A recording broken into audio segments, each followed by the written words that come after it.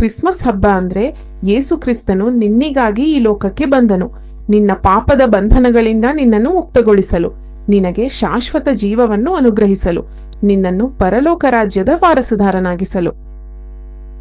ಅವರು ಸ್ವರೆಯಲ್ಲಿ ಒಂದು ಭಾಗ್ಯವನ್ನು ಬಿಟ್ಟು ಮಾನವನ ರೂಪದಲ್ಲಿ ಅವತರಿಸಿದ್ರು. ತಾನೇ ಖಾಲಿಯಾಗಿಸ್ಕೊಂಡ್ರು. ಅವ್ರು ಎಷ್ಟು ಪ್ರೀತಿಸಿದ್ರು, ನಿನ್ನನ್ನು ನನ್ನನ್ನು ಜೀವಕ್ಕಿಂತ ಹೆಚ್ಚು ಪ್ರೀತಿಸಿದ್ರು. ನಿನ್ನ ಪಾಪಗಳನ್ನೆಲ್ಲ ತಮ್ಮ ಸ್ವಂತ ರಕ್ತದಿಂದ ತೊಳೆದು ನಿನ್ನನ್ನು ಪರಿಶುದ್ಧನನ್ನಾಗಿ ಮಾಡ್ತಿದ್ದಾರೆ. ಅವರು ಮಾಡಿದ ಬಲಿಯನ್ನ ನೆನಪಿಸಿಕೊಂಡಾಗ ನಮ್ಮ ಹೃದಯ ಕೃತಜ್ಞತೆಯಿಂದ ತುಂಬುತ್ತದೆ.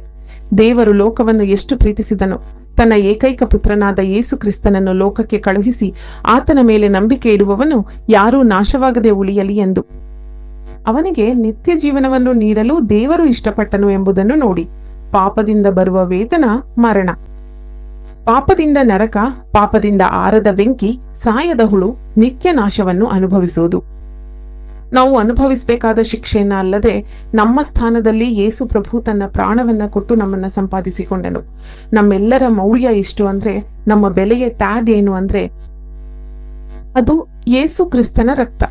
ಕ್ರೈಸ್ತನಾಗಿ ನಿನ್ನ ಮೌಲ್ಯವೇನು ಅಂದ್ರೆ ಯೇಸು ಕ್ರಿಸ್ತನ ರಕ್ತವೇ ನಿನಗೆ ನನಗೆ ಇರುವ ಮೌಲ್ಯ.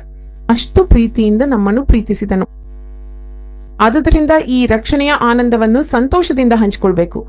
ಆದ್ದರಿಂದ ಇಂದು ನಮ್ಮ ಮಂದಿರವು ಸಂತೋಷ ಪಡಬೇಕಾಗಿದೆ ಮತ್ತು ಹೆಮ್ಮೆ ಪಡುವುದಕ್ಕೆ ಅರ್ಹವಾಗಿದೆ. ಈ ರಕ್ಷಣೆಯ ಭಾಗ್ಯವನ್ನು ಪ್ರಭು ನಮಗೆ ನೀಡಿದಕ್ಕಾಗಿ ಹೃದಯಪೂರ್ವಕವಾಗಿ ಆತನಿಗೆ ಸ್ತುತಿ ಸ್ತೋತ್ರ ಸಲ್ಲಿಸಬೇಕು.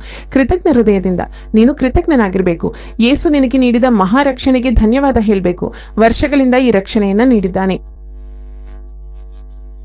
ನಿನ್ನ ಮತ್ತು ನನಗಾಗಿ ಎಲ್ಲವನ್ನೂ ತ್ಯಜಿಸಿದನು. ನಿನ್ನಿಗಾಗಿ ಬಲಿಯಾದನು, ನನ್ನಿಗಾಗಿ ಅನ್ನ.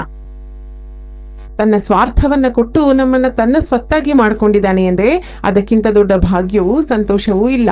ಇನ್ನೇನ್ ಬೇಕು?